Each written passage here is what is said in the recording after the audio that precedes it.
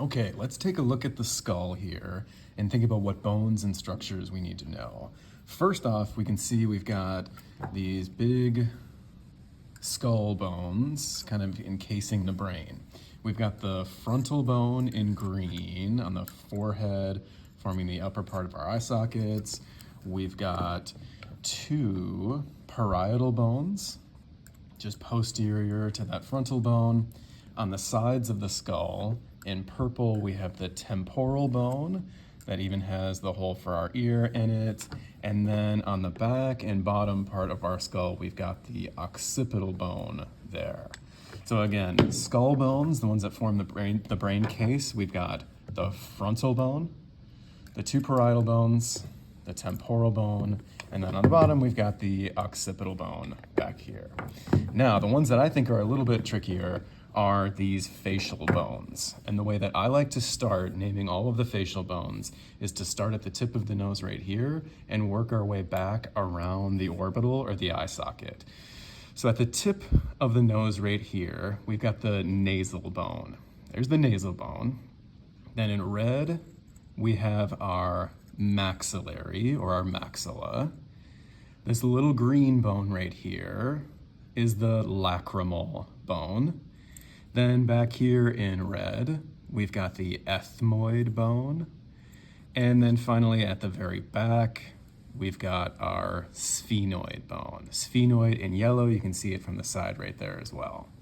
Forming the last part of our orbital here is this zygomatic bone. And the way that I remember all of these facial bones moving from anterior to posterior, it's the acronym N, M, L, E, S.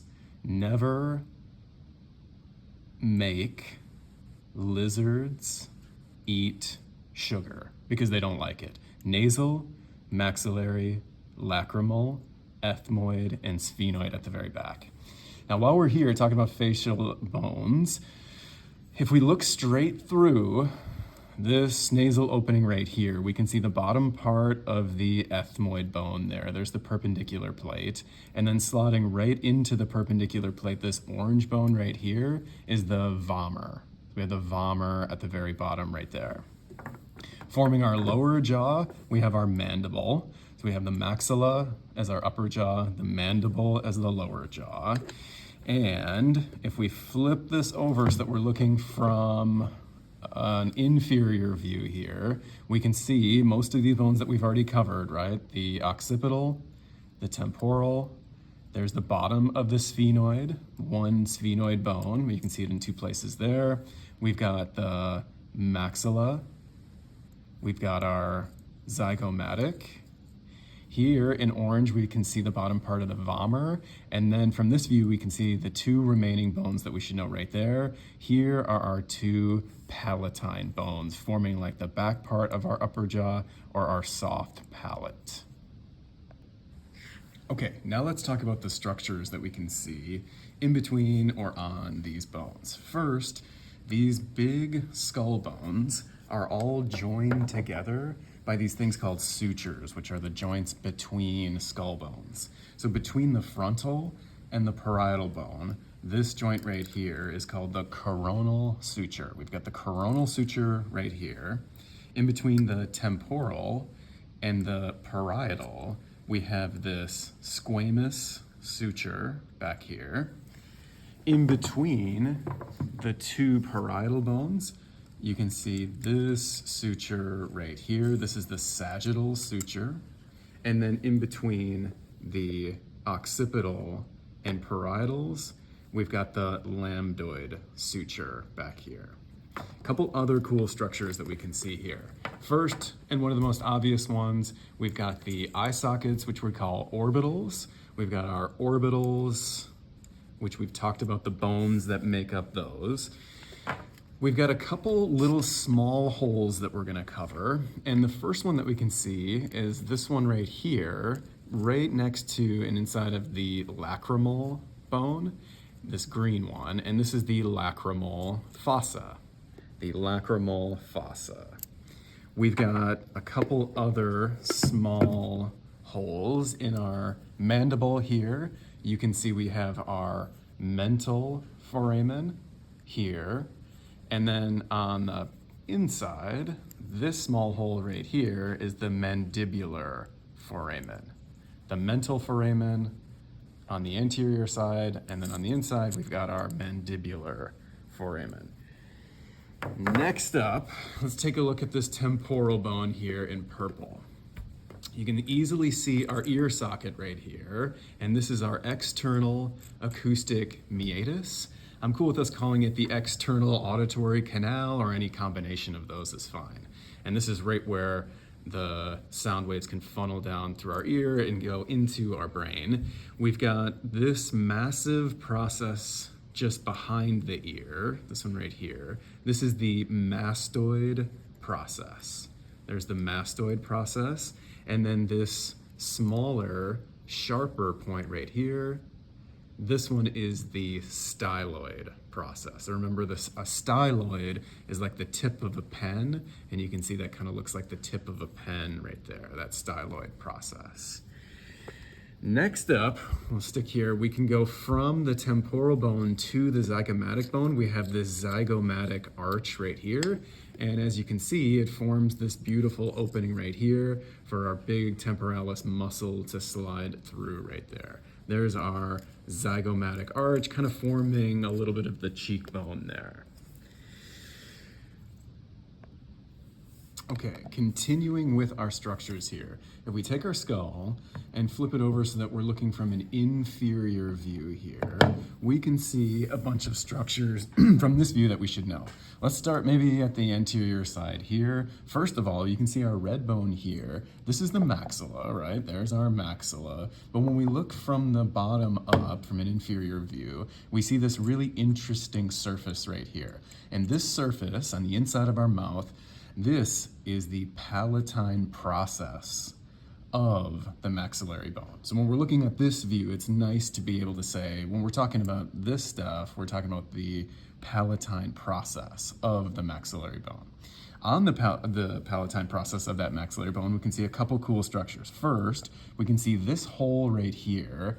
This hole is the incisive foramen. We have the incisive foramen at the anterior point up here, and then if we slide down here, we can find these two small holes here, and these are the greater palatine foramen. And how do you remember the difference between the incisive and the greater palatine foramen? Well, greater palatine has a P in it, and it's more posterior to this incisive foramen. So the incisive is at the front, and the greater palatine is more posterior back here. Okay, now let's slide back here to our occipital bone, and the first and most obvious structure that we can see is this gigantic hole right here. And this big hole is for the brain stem and the spinal cord to move up and into the cranial cavity right there. This hole is the foramen magnum. Some people call it the magnum foramen. I'm cool with either way, the foramen magnum or the magnum foramen right here. Then we have a couple different bumps and a few different foramen that I'd like us to know. And so the way that I remember these ones is if we start from the foramen magnum and move up and out in a diagonal up and out this way, the first structure that we hit right here is this little bump right here. It's not this hole. This isn't actually a hole. It's just for our models. But this bump right here and right here allows this occipital bone to sit right onto the vertebrae and rotate around. And this little bump right here is called a condyle. Little bumps on bones, or little rounded surfaces on bones are called condyles. And this is the occipital condyle because it's on the occipital bone. So we have foramen magnum, this hole right here. If we move up and out, the first thing that we hit is this occipital condyle. Then we hit a couple of our foramen here. This gigantic foramen right here is our jugular foramen. There's the jugular foramen. And if we continue to move up and out, we'll hit this little cup-like structure right here. And there is the entrance to the carotid canal, or I'm cool with just the carotid canal. And this is equal on both sides, so it's symmetrical here, so we can do it from the other side too. If we move up and out from the foramen magnum, we'd hit the occipital condyle first, Continue to move up and out, and we would hit the jugular foramen. Continue to move up and out, and we'd hit the carotid canal. So I remember these two because the carotid canal is the little cup with a C, and then the jugular foramen, to me, it kind of looks like a little J. Is that little J, kind of, little J. I don't know, bear with me here. Okay, then the last foramen that we should know are these foramen up here. So the way I find the last two foramen here is we start right here at this center piece of the occipital bone and move up and out from there. The first structure that we would see right here is the foramen lacerum. We've got the foramen lacerum right here, and if we continue to move up and out, we hit this oval-shaped foramen, which is the foramen ovale. I think it's kind of easy to see that the foramen ovale is the little oval-shaped foramen. And then this one right here, let me see if I can angle it just right, that little structure right there is the foramen lacerum. And to me, the foramen lacerum looks like a little teardrop. So it's a little teardrop shape, just like if you were to get a laceration in your arm, you might get a drop of blood to come out. So the foramen lacerum is a little teardrop shape. And these are equal on both sides, right? They're symmetrical. So we go start from the center right here, we'd hit the foramen lacerum first, and then the foramen ovale next. All right, couple more structures here. Let's now take this skull and let's lob off a transverse section here so that we can see from the cranial cavity looking down from a superior view. So here's the anterior surface of the skull. So that's that frontal bone. We can see the sphenoid bone right here, our two temporal bones. We've got our occipital bone at the posterior side, and then we've got our ethmoid bone in red there. A couple structures that we can see from this view. I'm only going to ask us a couple from this view. First, if we look at this sphenoid bone, we can see that there's this little saddle-like structure right here, and this little saddle-like structure is a perfect spot for our pituitary gland to sit into. And this little cup-like saddle is called the sella turcica. There's our sella turcica right there on this sphenoid bone. Here on our ethmoid bone, we have the base of the ethmoid bone and then this little vertical projection right there. There's a small vertical projection going upward, and that little vertical projection right there is called the crista galli. So this part that's sticking up a little bit higher is the crista galli, whereas the lower part, the base of the bone holding that vertical projection, that is called the cribriform plate. So the ethmoid bone's got a couple structures that we should know about. We should know that this red bone is the ethmoid bone. This vertical projection is the crista galli, and then the base holding it together is the cribriform plate. And then the last structure we should know about is, I think you can see it nicely looking through the nasal cavity, but this inferior projection going downward, meeting up with the vomer bone, this is the perpendicular plate. So there's the perpendicular plate, the crista galli, and then the cribriform plate holding it all together. One more structure that I'd like us to be aware of here, again, looking at the superior view of the skull, if we look at this temporal bone right here, here's the external acoustic meatus, and wouldn't you guess it's got an internal acoustic meatus as well. There's the hole for all the nerves from our ear to move into the cranial cavity right there, the internal acoustic meatus or the internal auditory canal. Either way is fine.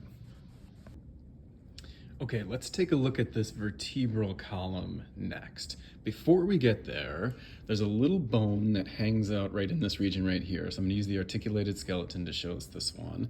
This one is not sometimes shown on a lot of models because it doesn't actually connect to any other bone.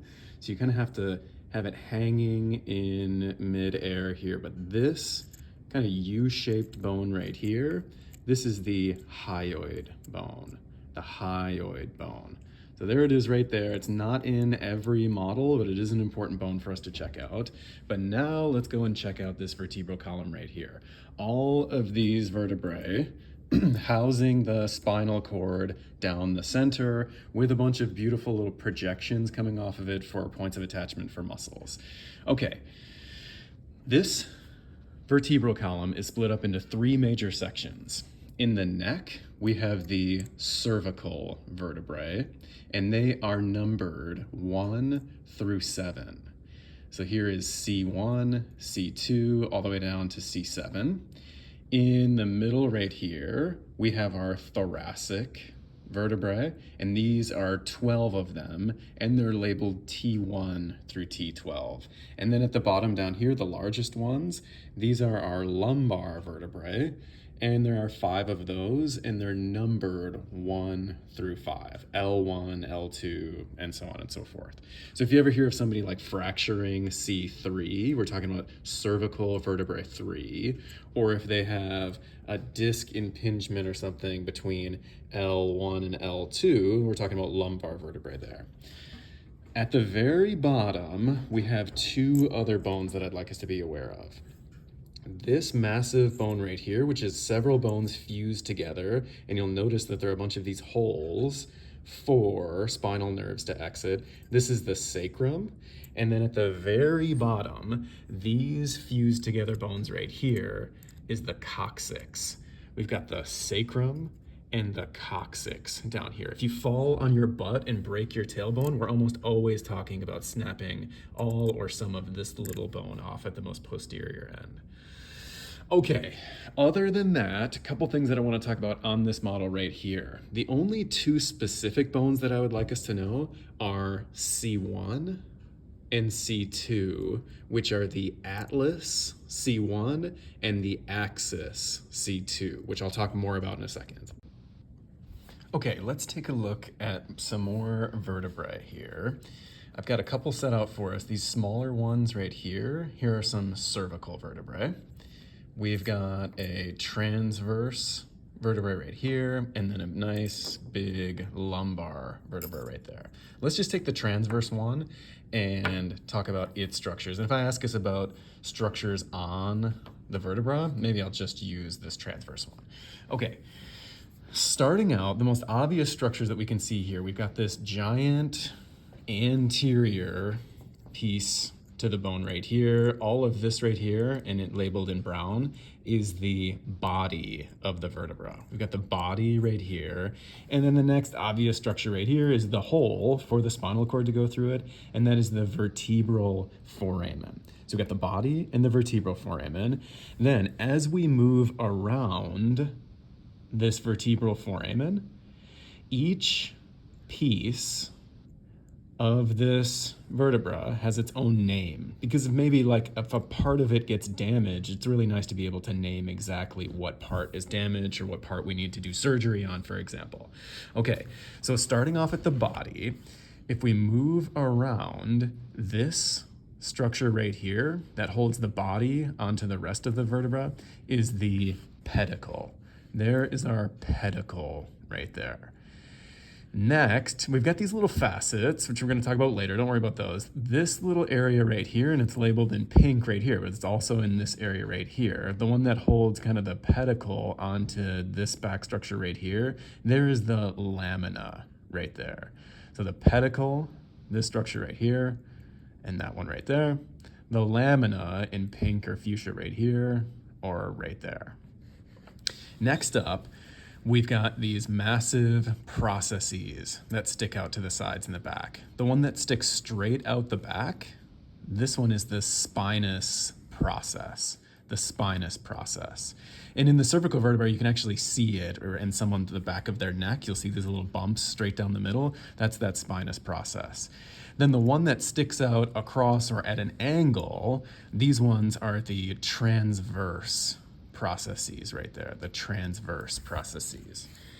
Okay, next up, let's take a look at our two special cervical vertebrae right there. And in fact, what do we have here? We have got C1 and C2, the atlas C1 and the axis C2. How do you know which one is which? The most obvious structure that you can see here on this axis is this vertical projection right here, and this is called the dens of the axis. You can just call it the dens. And what it does is it sits, as C1 sits right on C2, it can rotate really easily, and there's some little ligaments that wrap around this dens and hold C1, the atlas, in place right there. So that's one major structure that I'd like us to know here. The other ones, and they're only found in the cervical vertebra, are these small holes that live in the transverse process of these cervical vertebrae. So here is the transverse foramen of these cervical vertebrae. Notice that none of the other transverse processes have those holes in them, so they're only found in the cervical vertebrae. Last but not least, I'm going to bring us over to our model over here. Last but not least, the only other structure that you can't see because you need to have an articulated skeleton is the hole that is created from one vertebrae articulating to the next vertebra, and that is this intervertebral foramen. So you can see here is a spinal nerve exiting out of the intervertebral foramen. How is that different than the vertebral foramen? Well, the vertebral foramen is the hole straight through the vertebra, where the intervertebral foramen is the hole between two vertebrae. And last but not least, we can see these big cartilaginous discs. They're made up of fibrocartilage, and these are our intervertebral discs. Intervertebral discs there. Okay, let's talk about the thoracic cage next. So we can see the rib cage has this anterior bone right here, and this is called the sternum. And the sternum is broken up into three bones that form joints with one another.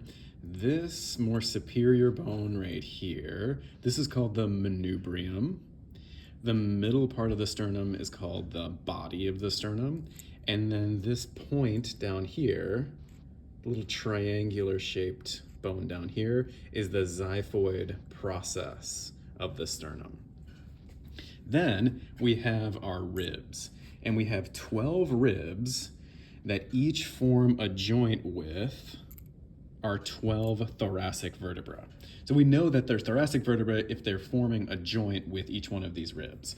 So we've got all of our ribs here, 12 on each side for 24 total, and then these ribs form a joint with the sternum at these structures right here called costal or costal cartilage. So we've got a joint in between the rib and the sternum being our costal or costal cartilage.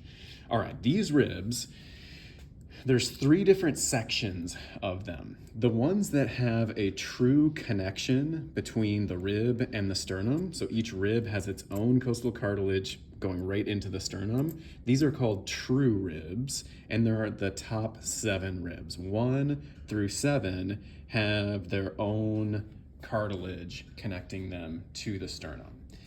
Ribs 8, 9, and 10, they have costal or costal cartilage that needs to merge with rib 7 before it hits the sternum, and those ribs are called false ribs. So 8, 9, and 10 are our false ribs, and then the 2 ribs that are not connected at all to the sternum, there's no costal cartilage coming from those are our floating ribs.